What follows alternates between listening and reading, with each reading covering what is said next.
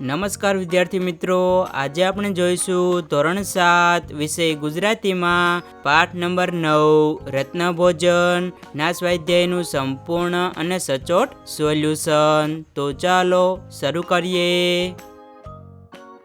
મુખ્ય સવાલ 1 વાતચીત। પ્રશ્ન પહેલો, પુસ્તકાલય સી રીતે ઉપયોગી છે?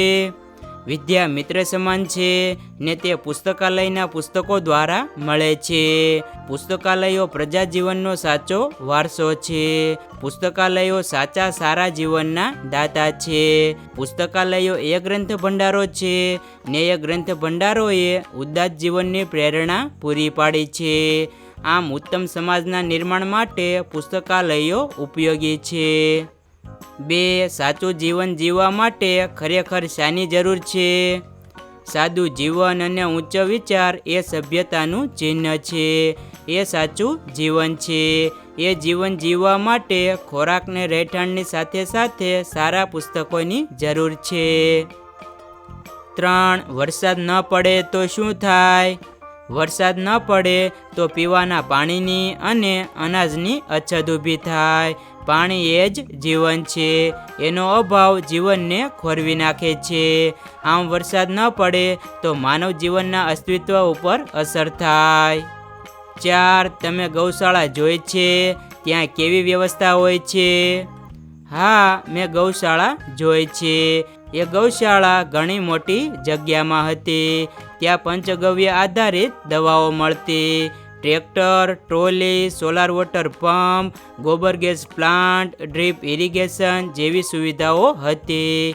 ગાયો, નંદી તથા વાછરડા મુક્ત રીતે હરીફરી શકે તેવા શેડ હતા। પૌષ્ટિક ઘાસચારાની સુવિધા હતી। સાફ સફાઈ આંખે ઉડીને વળગે તેવી હતી। 5. વિદ્યાદાન એટલે શું? વિદ્યાદાન એટલે વિદ્યાનું દાન। શિક્ષણની જેને જરૂર છે તેને કરેલું વિદ્યાનું મફત દાન। 6. પ્રકૃતિ આપણા જીવનમાં કઈ રીતે ઉપયોગી છે? પ્રકૃતિ જીવનદાત્રી છે। એ આપણા જીવનમાં અનેક રીતે ઉપયોગી છે। જેમ કે સૂર્યનો પ્રકાશ જીવનમાં ઉર્જા આપે છે। વરસાદના પાણીનો ખેતી તેમજ જીવનમાં કેટલો મોટો ફાળો છે તે સમજી શકાય છે। પશુ પંખીઓ તેમજ જીવ માત્રને વૃક્ષો તેમજ વનરાજી ઉપયોગી છે। એટલું જ નહીં, એને આધારે સૌનું જીવન છે। મુખ્ય સવાલ 2, અહીં કેટલાક વાક્યો આપ્યા છે। આ વાક્યો કોણ બોલી શકે તે લખો। પહેલું, અરે તમે આ ખીલાથી શું કરો છો? આ વાક્ય આનંદ બોલે છે। 2. આનંદ, આ પેટીઓ બહાર કાઢ। મહર્ષિ એલ। 3. કૃષ્ણ, આજે તારે બરાબર તૈયાર થવાનું છે। મહર્ષિ એલ। 4. મહર્ષિ એલ, આપને દંડવત પ્રણામ કરું છું। મૈનેન્દ્ર। 5. ગુરુજી, આપની આજ્ઞા અનુસાર મેં ભોજન થાળ તૈયાર કર્યો છે। કૃષ્ણા। મુખ્ય સવાલ 3, મહર્ષિ એલે આવું કેમ કહ્યું હશે? સાચા વિકલ્પો સામે ખરું કરો। પહેલું, વિદ્યાલય મારા પર ઊભું કરવા માંગુ છું, ધન પર નહીં। તો તેમાં આવશે વિદ્યાલય હું આપમેળે બનાવીશ। 2. નગરસભા એ જ અમારું ગૌરવને મૂડી છે। તો તેમાં આવશે નગરસભા હંમેશા તેમની મદદ કરે છે। મુખ્ય સવાલ 4, વાર્તાના વાક્ય વાંચી અર્થ ધારો। ખોટો વિકલ્પ છે કે વાક્ય બનાવી ખાતરી કરો કે તમારી ધારણા બરાબર છે કે નહીં। ઉદાહરણ જોઈએ। અનુપમ, તો તેનો અર્થ થશે સર્વોત્તમ। મારું વાક્ય, રાણકી વાવની અનુપમ મૂર્તિઓ આપણી સાંસ્કૃતિક સંપત્તિ છે। પહેલું, પૂર્વવત, તો તેનો અર્થ થશે પહેલાંની જેમ।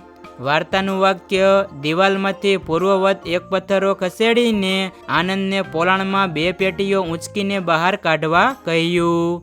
મારું વાક્ય, શ્વાન ભસ્યો, જોયું, પૂંછડી પટપટાવીને પૂર્વવત પોતાને સ્થાને બેસી ગયો। 2. ફિક્કું, તો તેનો અર્થ થશે નિસ્તેજ। વાર્તાનું વાક્ય, કૃષ્ણની આજની શોભા આગળ રત્નો ફીકા હતા। મારું વાક્ય, મહારથી કર્ણની વીરતા જોઈને સામે પક્ષના સૈનિકો ફિક્કા પડી ગયા। 3 પુનર્જીવન, તો તેનો અર્થ થશે નવું જીવન. વાર્તાનું વાક્ય મૈનેન્દ્ર જાણે વારે વારે પુનર્જીવન પામવા મથતો હતો. મારું વાક્ય નાગેન્દ્રને લાંબી માંદગી પછી ડોક્ટરોની સારવારથી પુનર્જીવન પ્રાપ્ત થયું. મુખ્ય સવાલ 5, કૌંસમાંથી યોગ્ય શબ્દ મૂકી ખાલી જગ્યા પૂરો.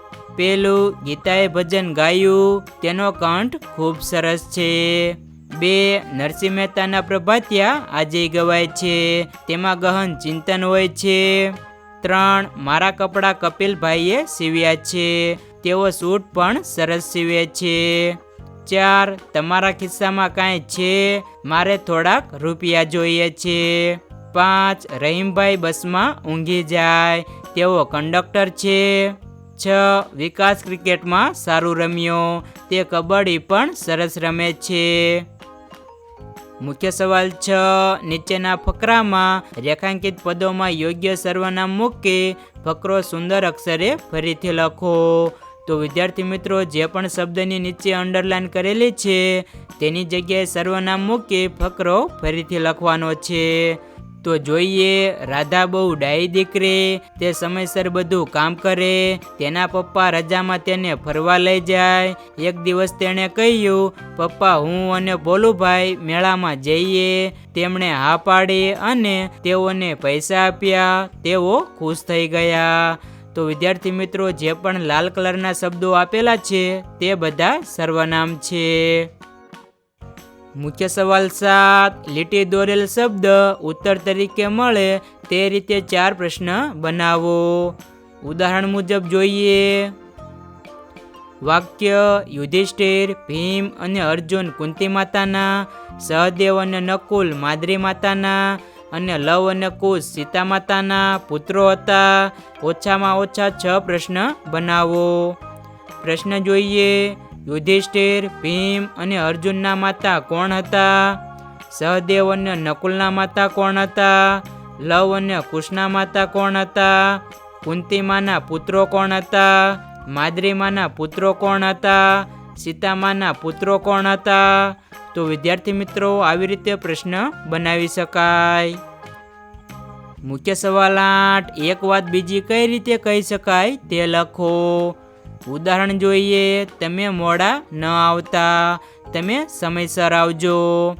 પેલું, હું વહેલા જમતો નથી, હું મોડો જમું છું.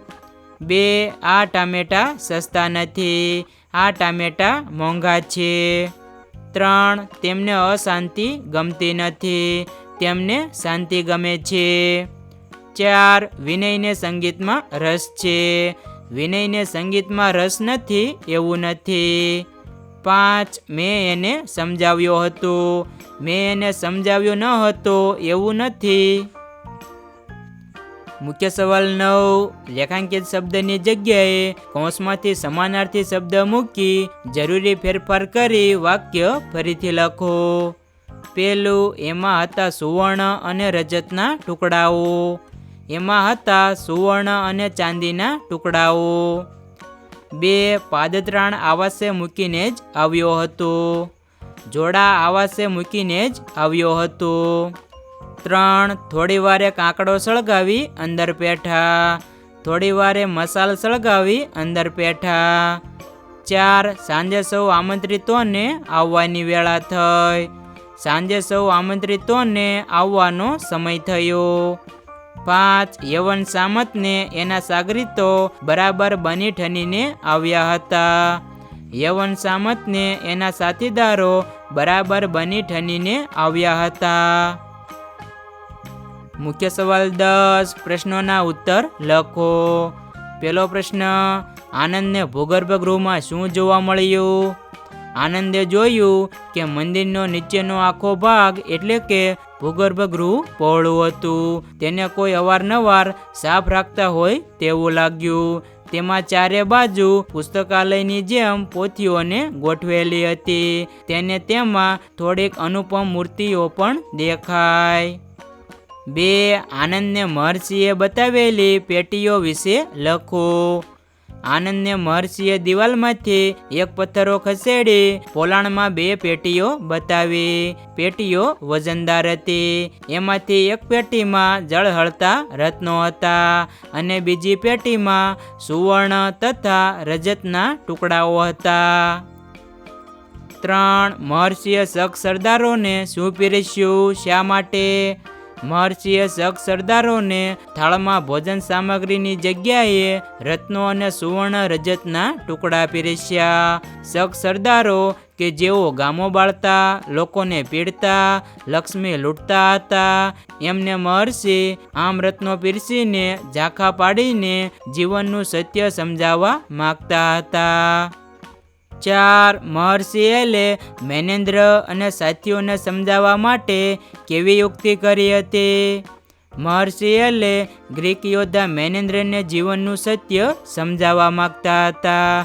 એલે ભોજન સમારંભ ગોઠવ્યો. તેમાં રત્નો અને સોનું રૂપું પીરસીને પ્રત્યક્ષ ઉદાહરણ દ્વારા બધા ગ્રીક સૈનિકોને રસપ્રદ જીવન સંદેશ આપવાની યુક્તિ કરી હતી.